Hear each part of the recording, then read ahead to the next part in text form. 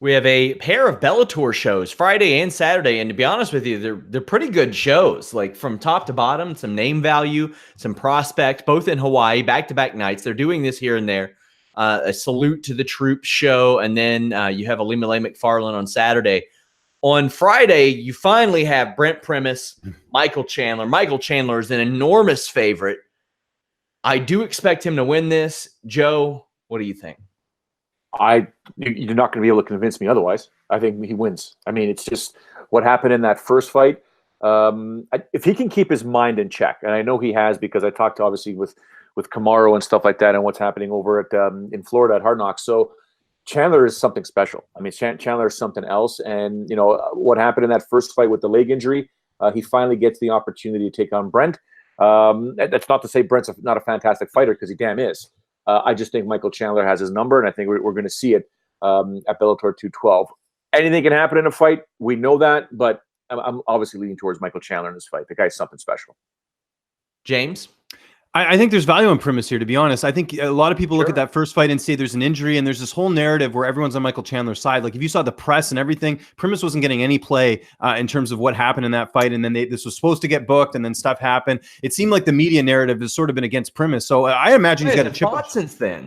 Well, that's true, but he became a father. He had some injuries. There's a bunch of stuff that happened in between there. Just talking to his management group, and I think Primus is still a great fighter. I think people can't be blinded by the fact that yes, there was an injury in the first fight, but Brent Primus is still pretty good himself. 8 straight wins, undefeated. I mean, Chandler on paper is the better fighter. I think the odds are where they need to be, but I might throw 5 on Primus here because I think again the pressure here's on Chandler. He has to win. He chose to re-sign with Bellator. He probably could have gone to the UFC. Yeah. He's had all these opportunities, and this is it. He's got to back it up. If he can't get this win here, it's going to look terrible. No one's expecting Brent to win, but Brent could have that potential where he could go in there, got nothing to lose. People are counting me out. He could surprise people. So I wouldn't count out Brent Primus in this fight completely.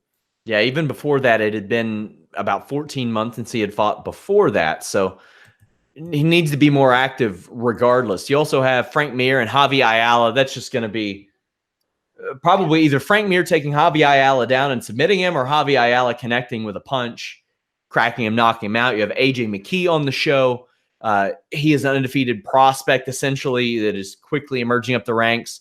Taiwan Claxton is on the prelims. That's a name to look out for. When I say that Bellator is confusingly run, how about Chris Avila being booked on this show? Arguably the worst UFC fighter I've seen this side of CM Punk.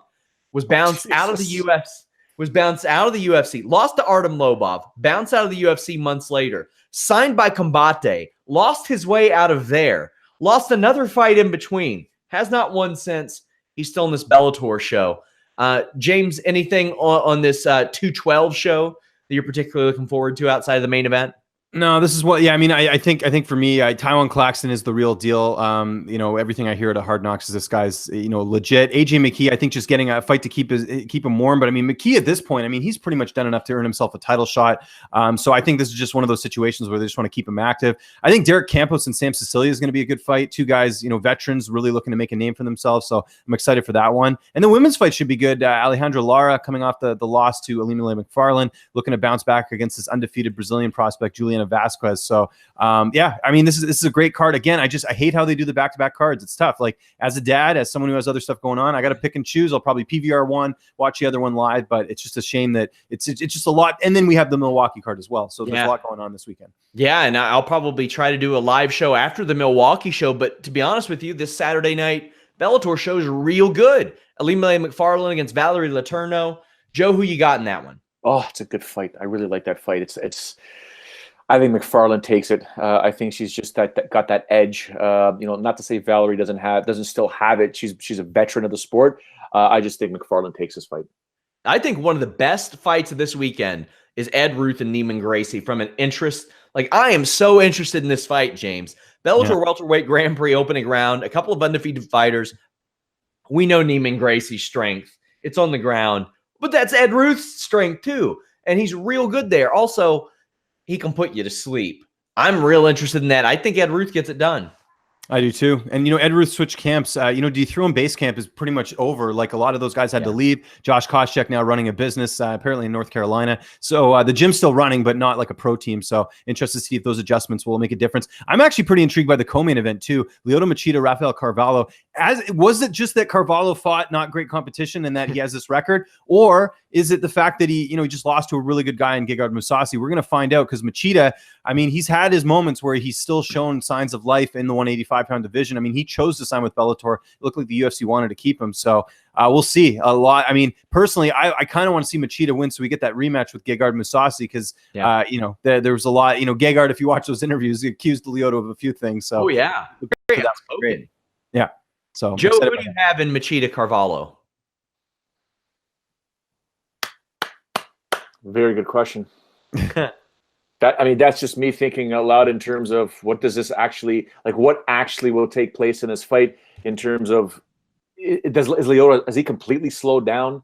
Because if Carvalho gets a hold of him, it's going to be ugly. It will be ugly for Lyoto, but can he get a hold of him? Because if he can't, I think his face is going to be just bobbing back and forth. So I'm going to lean towards Lyoto in this fight. How's that? I think I will as well. We have Derek Campos and Sam Cecilia on Friday night as well. Not a major mountain moving fight, but King Mo, Liam McGeary is one that people are going to recognize from a name value. I think it has the makings to be a completely boring fight. It really does. I think I see a good fight here. Man, I would be shocked if we see a good King Mo fight at this stage. Oh, wow. I think we may never see another good King Mo fight again. And, I think he's going to win it. I just think he's going to win it. Joe, what do you think as we wrap up? If Mohamed's going to win? Yeah, 38 next month, by the way. Yeah, I think Liam McGeary takes this fight. I really do. I know, he's not who he was in the past. He's lost 3 of his last 4. One of them was the Vadim Nemkov, though, and Linton Vassell. So I think Liam McGeary is going to wake up from this bad little skid here, and just take out Lawal somewhere or another.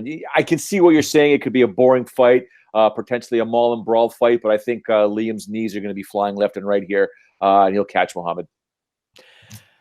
I think that Mohamed would catch one of those knees and drag him to the ground and probably sit in side control forever.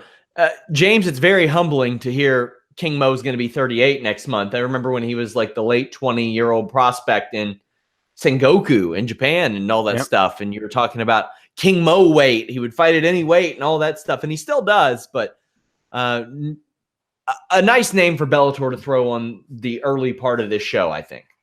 Yeah, and one of the other reasons I think this fight could be really boring too is they're friends. I mean, they didn't want to fight each other, and there was some reluctance on both ends of taking the matchup. But it's business; they got to take care of it. And McGeary's no spring chicken either. He's 36 years old. He's actually moved.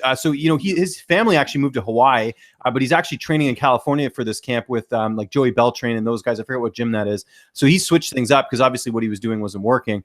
We'll see. I mean, I think the wrestling, like you guys sort of touched on, will work well. And I should mention too, King Mo, a big part of Alexander Rakic's camp, who just won this past weekend in the UFC 231 card. So, getting in a lot of good work because Mo's an American Top Team now. I will have a wrap-up podcast Saturday night. Hopefully, I'll be able to cover all 3. It is a busy weekend. Ring of Honor Final Battle on Friday. Reminder, follow us at Fightful MMA or Fightful Online. You can go to FightfulMMA.com. Want to welcome you guys to our discus boards on those. We're trying to grow that community slowly but surely. Most direct way to support Fightful is FightfulSelect.com, our subscription service. But leave a thumbs up on this video and subscribe. I really want to get us to 1,000 subscribers. You all can follow James at Lynch on Sports. You can follow Joe at Showdown Joe, myself at Ross Sapp. I want to thank you guys so much for joining us. Till next time,